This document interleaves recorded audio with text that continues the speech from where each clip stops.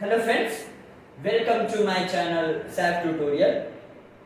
ये जो है 9th क्लास का जो फर्स्ट चैप्टर है मैटर इन आवर सराउंडिंग, उसका सेकेंड पार्ट है।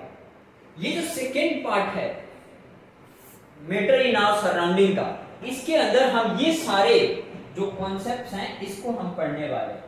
सबसे पहले कि हम डेंसिटी को डिटेल में समझेंगे कि डेंसिटी क्या होता है, फिजिकल सिग्निफिकेंस क्या होता है। जनरली स्टूडेंट्स को जो है ना कंफ्यूजन होता है मास, राइट, मास के अंदर एंड वॉल्यूम के अंदर। राइट, वो समझते हैं कि मास 1 ग्राम जो है ना 1 ml के बराबर होता है, 1 लीटर जो है वो 1 किलोग्राम के बराबर होता है, जो कि कंप्लीटली गलत चीज है। राइट, तो हम जो है ना इस कंफ्यूजन को दूर कर रहे होंगे। राइट, एंड हम जो है इस चैप्टर, इस वीडियो के अंदर ये भी बात करेंगे डेंसिटी, मास और वॉल्यूम में जो रिलेशन है उस रिलेशन को एस्टैब्लिश करेंगे। एंड एक मोस्ट सरप्राइजिंग फैक्ट, यानी कि यूजुअली ऐसा होता है कि जो सॉलिड है उसका जो डेंसिटी है वो ज्यादा होता है, बट आइस के केस में आइस सॉलिड होने के बावजूद भी वाटर से उसकी डेंसिटी कम होती है, इस वजह से तो वो तैरता है। राइट, तो हम इस कंफ्यूजन को दूर कर रहे होंगे। एंड एट द एंड हम स्टडी कर रहे होंगे latent heat of fusion and latent heat of vaporisation के ऊपर। सबसे पहले जो है ना हम डेंसिटी के कॉन्सेप्ट्स को समझते हैं कि डेंसिटी होता क्या है, और वहीं से ये चीज आएगी डेंसिटी और मास में रिलेशन। राइट, डेंसिटी के कॉन्सेप्ट को समझाने के लिए मैंने यहाँ पे 3 सिनेरियो दिए। ये कितना है, 1 यूनिट वॉल्यूम। मैंने सभी का 1 यूनिट वॉल्यूम लिया, जितना इसका स्पेस लिया उतना ही इसका स्पेस लिया। अब यहाँ पे आ गया मैं 1 यूनिट लिया तो ऐसा ना लगा देंगे, ठीक है, अब इसका 1 यूनिट ओके। अब इसके 1 यूनिट वॉल्यूम में असल में कितना पार्टिकल कितने हैं, यहाँ पे पार्टिकल्स कितने हैं, टाइप हो रहा है, दिस इज 9 एंड यहाँ पे आपको दिख रहा है कि दिस इज 4, यहाँ पे दिख रहा है आपको 5 पार्टिकल। भैया बस ये समझाने के लिए यहाँ पे 9 करोड़ों पार्टिकल्स होते हैं 1 यूनिट वॉल्यूम में। राइट, यानी डेंसिटी जो है आयरन की वो ज्यादा है as compare to the density of the glass, and इसकी ज्यादा है as compare to the density of the chalk. ठीक है, तो असल में डेंसिटी होता क्या है, डेंसिटी को जो है ना रिप्रेजेंट किया जाता है इस सिंबल से, इसको हम बोलते हैं असल में रो, मास अपॉन में वॉल्यूम, मास अपॉन में वॉल्यूम। मतलब कि आप बोलो कि पर यूनिट वॉल्यूम में जो मास है वो कितना है वो बता रहा होता है आपका डेंसिटी। आपको पूरे में कितना उससे लेना देना नहीं है। एक बहुत बड़ा केले का जो पेड़ है इसकी जो डेंसिटी है वो एक सुई की डेंसिटी से कम हो सकती है, क्योंकि डेंसिटी की जो डेफिनेशन है, डेंसिटी जो होता है वो होता है पर यूनिट वॉल्यूम में कितने पार्टिकल्स हैं, पूरा कितना पार्टिकल है उससे लेना देना नहीं है। एक जो है ना बड़ा कॉमन मिस्टेक होता है स्टूडेंट से जो छोटी क्लास के, यानी जो 9th क्लास के स्टूडेंट्स हैं, राइट, वो समझते हैं कि मास और वॉल्यूम जो है ना दोनों सेम चीज है, मास और वॉल्यूम दोनों सेम चीज है। मैं जब उनसे क्वेश्चन पूछता हूँ कि आप बताओ कि तो 1 ग्राम और 1 ml में क्या डिफरेंसेस है, तो वो बोलते हैं दोनों इक्वल है। अब एक बात बताओ, कभी भी हम बोल सकते हैं क्या कि 1 second is equal to 1 meter? ये दोनों अलग अलग क्वांटिटी है कि नहीं, पहले बताओ। ये दोनों अलग अलग क्वांटिटी है ना, तो ये दोनों को हम बराबर करने से बेवकूफी हुई ना। तो हम एक जैसी चीजों को कंपेयर कर सकते हैं ना, तो 1 ग्राम बराबर 1 ml, तो वो फिर बोलते हैं कि 1 ml जो है ना ये लिक्विड के लिए इस्तेमाल किया जाता है, वो कहते हैं कि ये लिक्विड के लिए इस्तेमाल किया जाता है, और ये जो ग्राम है ये जो है ना सॉलिड चीजों के लिए इस्तेमाल किया जाता है। राइट, तो फिर क्या जो लिक्विड होता है उसके मास नहीं होते, है ना, क्योंकि ml तो वॉल्यूम की यूनिट है ना, ये तो वॉल्यूम की यूनिट है। देखो भी दोनों में डिफरेंसेस क्या है, वॉल्यूम जो होता है ना ये बताता है असल में स्पेस को, जगह को बताता है, समझ रहे हो ना, और मास जो बताता है, मास जो है वो बताता है कि how much material is there, how much material is there, मतलब कि एक छोटी सी जगह में मटेरियल बहुत ज्यादा हो सकता है। सबसे अच्छा एग्जांपल है बिग बैंग का। बिग बैंग जो है ना, एक छोटे से पार्टिकल से ये पूरा ब्रह्मांड बना हुआ, राइट। तो आप बोल सकते हो कि वॉल्यूम का लेना देना नहीं है मटेरियल से, वॉल्यूम का लेना देना है कि how much space is there, and mass का लेना देना है कि मास जो है how much material is there, right. Material कितना है वो चीज को बताता है। तो छोटे, अब इन दोनों को मिला करके ना एक चीज बनती है जो कि जिसको बोलते हैं हम डेंसिटी, जिसको हम बोलते हैं डेंसिटी। अब ये है स्पेस, जगह, और ये मास जो है ये बताता है कि how much material is there available. तो अगर मटेरियल जो है बहुत छोटे कम स्पेस में आ गया, बहुत कम जगह में आ गया, तो हम बोलेंगे डेंसिटी बहुत ज्यादा है। तो यानी कि जो बिग बैंग सोचो जो हुआ होगा, यानी छोटे एकदम छोटे पार्टिकल से ब्लास्ट होकर के ये इतना बड़ा ब्रह्मांड जो है ना बना है। तो अब सोचो वो मटेरियल उसके अंदर कितना ज्यादा होगा और जो स्पेस है वो कितनी कम होगी। तो इस वजह से हम बोल सकते हैं वो बहुत ही डेंस पार्टिकल होगा, बहुत बहुत बहुत ज्यादा डेंस होगा, राइट। क्योंकि बहुत कम स्पेस में जो है बहुत ज्यादा मटेरियल अवेलेबल है, तभी तो इतना बड़ा ब्रह्मांड बन गया, राइट। तो obviously density comes out from all these, density comes out from the combination of mass and volume. And mass, इसको हम बोलते हैं कि मास अपॉन में वॉल्यूम, यानी कि यूनिट स्पेस में,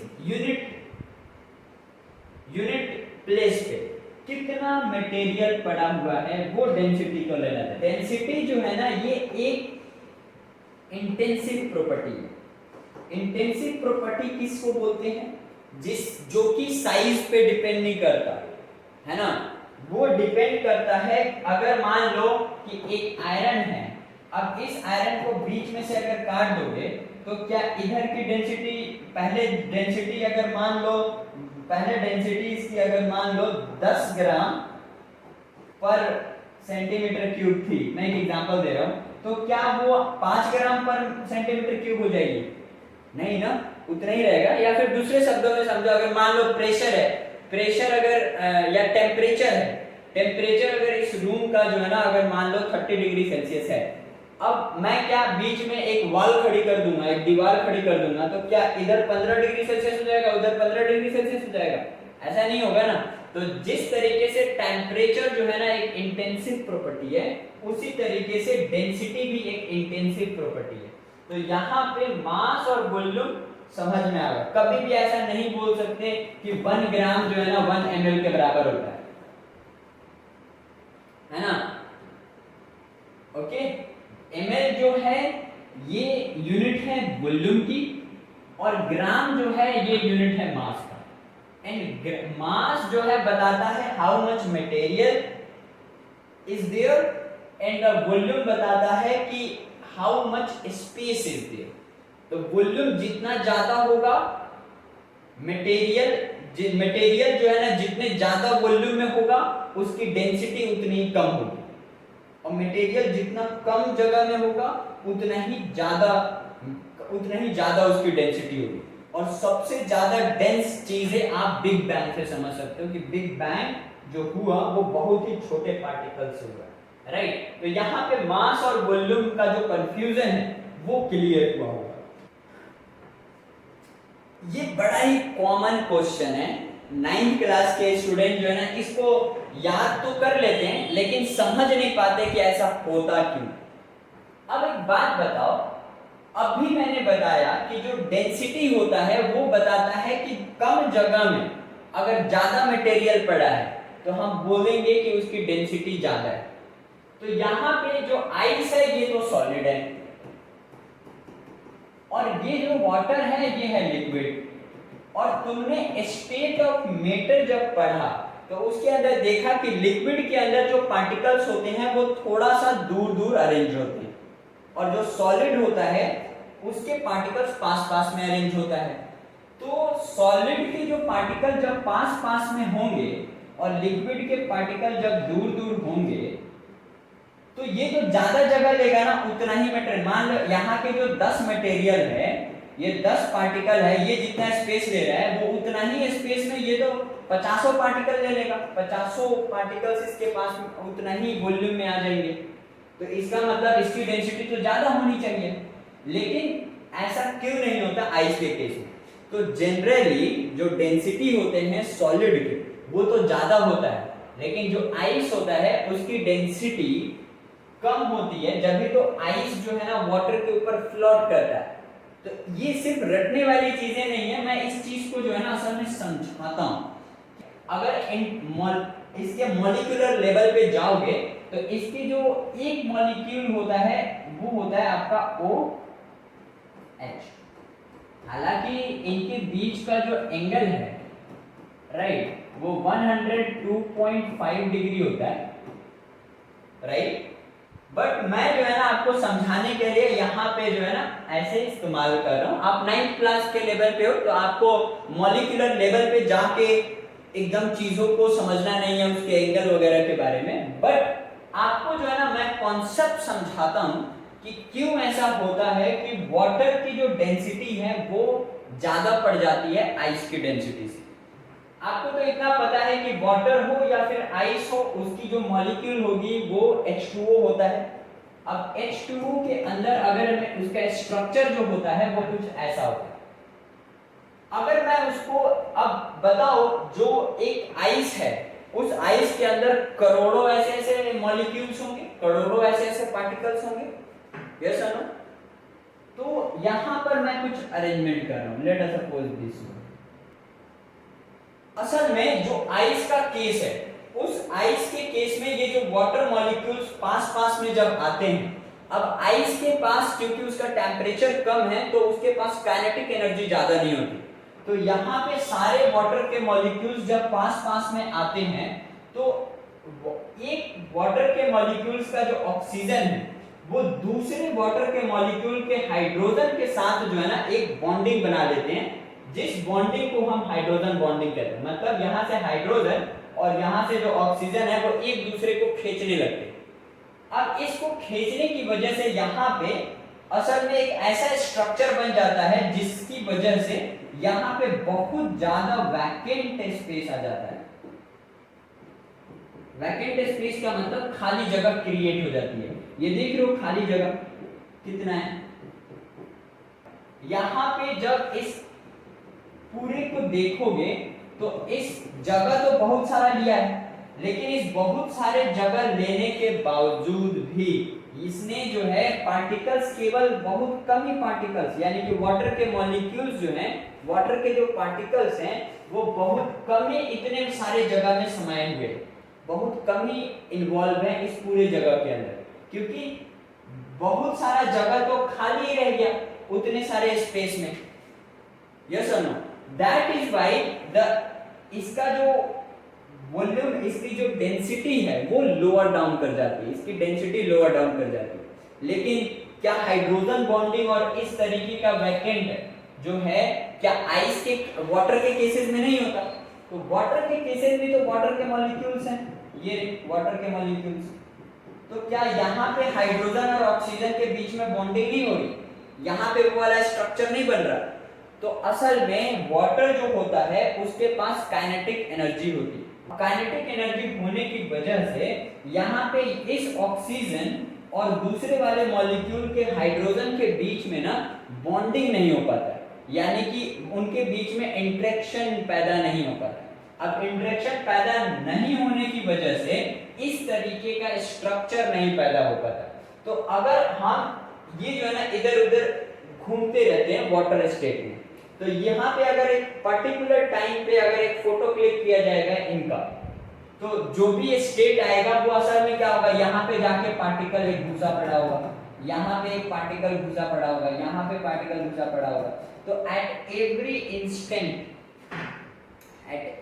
instant water involved in unit volume is higher than the water involved in that unit volume of the ice cases, यानी आइस के केस में वाटर के मॉलिक्यूल पर यूनिट वॉल्यूम में जितना इन्वॉल्व हैं वो जो है कम होंगे as compare to the water के मॉलिक्यूल्स, क्योंकि यहाँ पे जो है ना कोई बॉन्डिंग नहीं बन रही, तो सारे वाटर के मॉलिक्यूल्स किसी थोड़े से ही जगह में बहुत सारे वाटर के मॉलिक्यूल्स आ जाएंगे।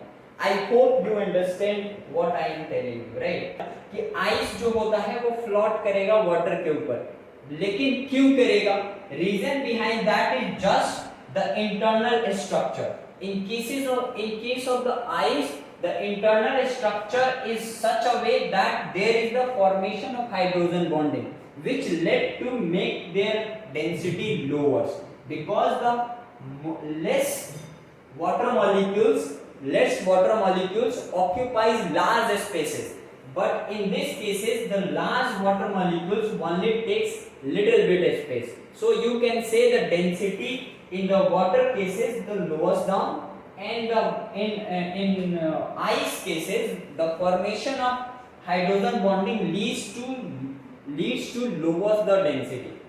इस चैप्टर का ये मोस्ट इंपॉर्टेंट टॉपिक है latent heat of fusion, right. इसके ऊपर जो है ना क्वेश्चन आता है कि अगर यहाँ पे बोला जाता है कि जो आइस है ना, अगर आप उसको हीट कर रहे हो तो इसका टेम्परेचर बढ़ेगा, लेकिन जैसे ही इस आइस का टेम्परेचर 0 डिग्री सेल्सियस होगा, और 0 डिग्री सेल्सियस होने के बाद भी यहाँ पे आप हीट देते जाओ, तो जब तक ये वाटर में कन्वर्ट नहीं हो जाता तब तक उसका टेम्परेचर जो है ना 0 डिग्री सेल्सियस ही शो करेगा थर्मोमीटर के ऊपर।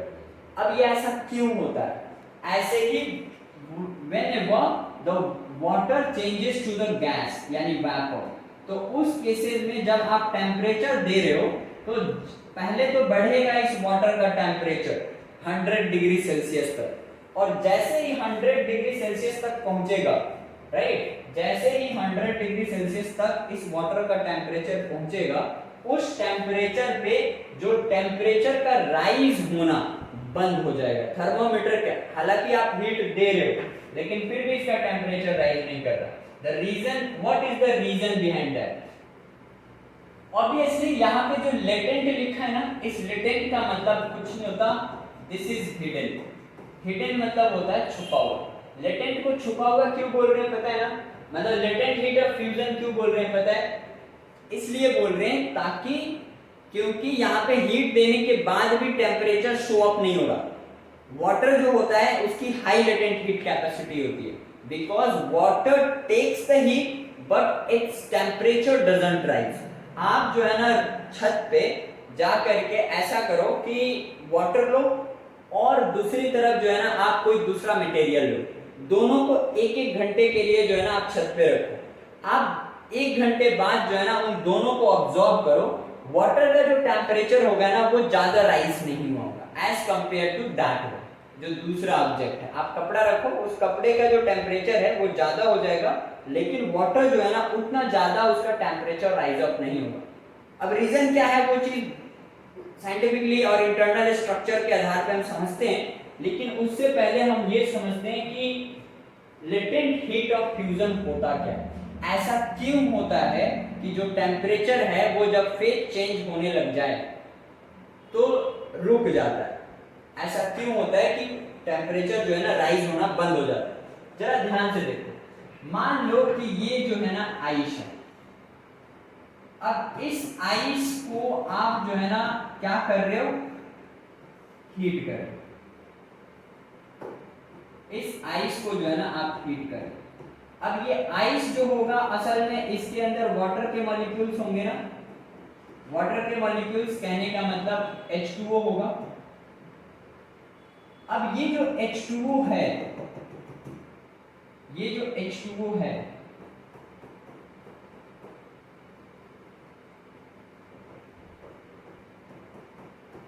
इसमें एक वाटर का दूसरे वाटर के बीच में, एक वाटर मॉलिक्यूल दूसरे वाटर मॉलिक्यूल एक दूसरे को खींच के रखे हुए हैं।